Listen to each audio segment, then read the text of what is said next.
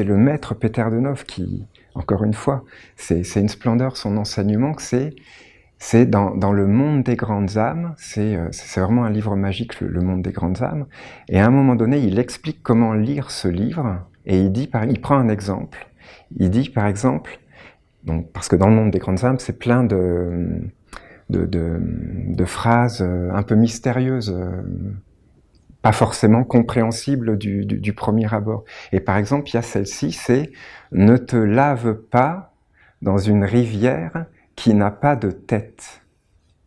Et donc, voilà, elle est quand même un peu mystérieuse cette phrase. « Ne te lave pas dans une rivière qui n'a pas de tête ».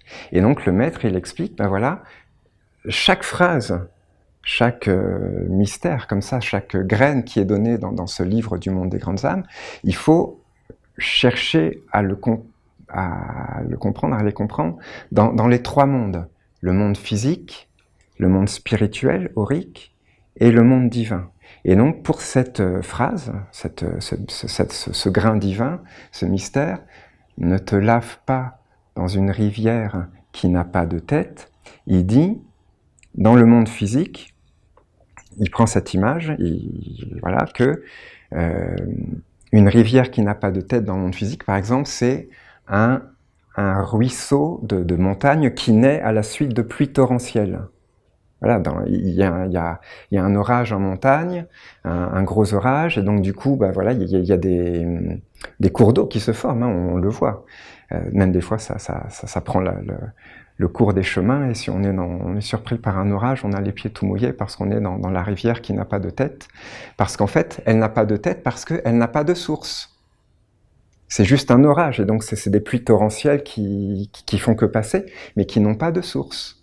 Et voilà, on ne se lave pas dans un cours d'eau comme ça, parce que bah, les pluies torrentielles, elles sont un peu sales, elles se chargent de tout ce qu'elles rencontrent, et donc c'est un peu boueux, donc voilà, on ne se lave pas dans un ruisseau de montagne qui naît à la suite d'un orage. C'est pas intelligent de faire ça, donc ne te lave pas dans une rivière qui n'a pas de tête. Voilà, ça c'est dans le monde physique. Dans le monde spirituel, c'est, par exemple, il faut avoir la conscience, disait le maître, que, eh ben, une pensée, ou un sentiment d'ailleurs, ou un désir, qui n'a pas une origine divine, eh ben, c'est comme se baigner dans un cours d'eau, une rivière qui n'a pas de tête, parce que son origine n'est pas divine, elle n'est pas éternelle. Et par contre, si on se baigne dans une pensée, si on prend par exemple un bain, ou si on se baigne dans la rivière de la clarté de Dieu, eh ben, cette pensée de la clarté de Dieu, elle a une origine divine, et donc elle a une source divine éternelle. Et donc là, on peut se laver la pensée dans la rivière de la clarté de Dieu. La rivière de la clarté de Dieu va laver nos pensées, nos sentiments, nos désirs, notre vie intérieure. Mais une pensée d'origine non divine n'a pas de tête, n'a pas de source, et donc va nous salir. Par exemple, le matérialisme. Si on prend la pensée du matérialisme, c'est parce qu'il y a des êtres hein, qui sont dans cette pensée, dans ce cours d'eau, cette rivière du matérialisme, voilà, qui baignent leur pensée dans cette eau-là, mais cette eau-là, elle est sale quelque part. Parce que, voilà, ils ferment tous les centres en eux, tous les centres de perception, ils ferment la vision de l'âme, ils enferment les êtres dans leur corps, ils nient l'existence de l'âme. Ils disent, voilà, les végétaux, non, ils n'ont pas d'âme, les animaux n'ont pas d'âme, donc on a le droit de les conduire en esclavage, de les torturer, de leur faire vivre une vie abominable, de souffrance, où ils sont entassés les uns sur les autres. Voilà, c'est ça, le matérialisme jusqu'au bout, il va jusque-là, parce que les êtres n'ont pas d'âme, et donc, ben voilà, voilà, quand tu meurs, et ben voilà, c'est fini, il n'y a plus rien. Donc voilà, ça leur donne, dans leur pensée sale, ça leur donne les autorisations, la bonne conscience pour commettre des crimes. Et donc, la pensée du matérialisme, voilà, c'est une rivière qui n'a pas de tête. Et donc, il ne faut pas se laver là-dedans, il ne faut pas se baigner là-dedans, c'est sale, ça va te salir, ça va te dégrader, ça va t'encombrer Ça va te détruire même. Hein. Il faut se baigner dans des pensées qui ont une origine divine. Ça va te dégager, ça va te libérer, ça va te clarifier, ça va te montrer le vrai sens de la vie, ça va te mettre dans la réalité.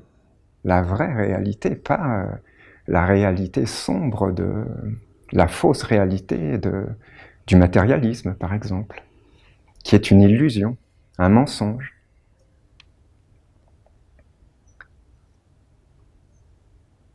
Voilà, donc ne te lave pas dans une rivière qui n'a pas de tête, donc c'est vrai dans le monde physique, dans le monde spirituel, et c'est aussi vrai dans le monde divin. Une loi est vraie dans les trois mondes. Et dans le monde divin, le maître donne cet exemple. Celui qui dans sa vie, porte un idéal mortel, un idéal éphémère, qui n'est pas relié à ce qui est divin, à ce qui est éternel, et sa vie tout entière, son existence tout entière, du début à la fin, baigne dans un courant, une rivière, qui n'a pas de tête, quelque part qui est sale, parce que ça va le conduire vers des illusions, des souffrances, des contradictions, des épreuves, voilà, ça va l'enfermer quelque part, ça va l'endetter.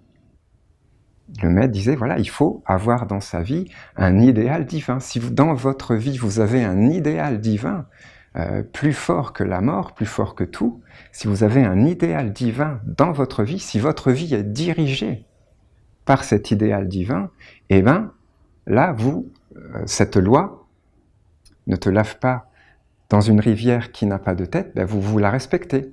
Jusque dans votre vie, jusque dans ce qui correspond au monde divin, vous la respectez. Votre vie, vous la dédiez à un idéal qui a une source, une origine divine.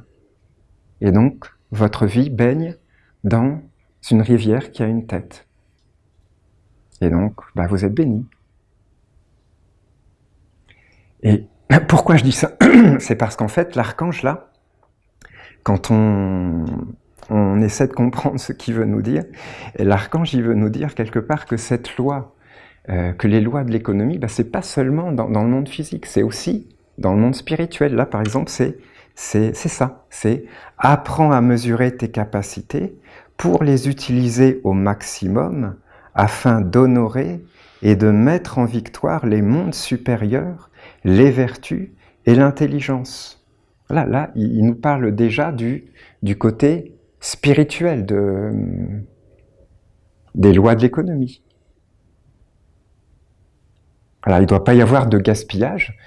C'est pas seulement dans le monde concret, avec l'argent tel que les hommes le conçoivent et lui ont donné un corps. C'est dans la vie intérieure. C'est dans nos pensées, les lois de l'économie. C'est dans nos sentiments. C'est dans nos désirs. C'est dans tout ce qui nous anime. Il faut voir qu'il peut y avoir un gaspillage dans nos pensées, dans nos sentiments, dans nos désirs. On peut laisser en jachère, on peut laisser stérile quelque part des dons, des vertus, des capacités. Et là, donc quelque part c'est gaspillé, c'est perdu. On est bien d'accord, si c'est pas utilisé, si ça sert à rien, si c'est abandonné, à l'intérieur, pas seulement à l'extérieur, dans le côté physique. À l'intérieur, si c'est abandonné, ça sert pas le divin. Le divin, il veut Uriel. C'est son être, il veut que tout en toi fructifie, toutes les fleurs, tous les centres, toutes les lumières, tous les dons, toutes les vertus, toutes les forces, que ça soit un rayonnement, une splendeur, un partage, que ce soit le soleil qui se lève et tout est dans la lumière. Un soleil jusque sur la terre, jusque dans les pieds, à travers tous les êtres. Tu dois prendre soin de tout ce qui est placé sous ton autorité et le conduire vers l'épanouissement, sans aucun gaspillage. Ça veut dire tous les dons qui t'ont été confiés, toutes les forces qui ne sont pas encore forcément réveillées ou activées ou vivifiées ou qui ne sont pas encore forcément apparues, tous les trésors sacrés que le monde divin a déposés en toi, dans ton âme, dans ta terre, c'est ton devoir. ça ne doit pas être gaspillé. C'est ton devoir de le faire fructifier, de lui donner les meilleures conditions pour que ça germe, pour que ça apparaisse, pour que ça grandisse, pour que ça emplisse les mondes, pour que tu deviennes un arbre fruitier, pour les anges. Voilà, c'est un travail, un chemin pour chacun de nous, hein.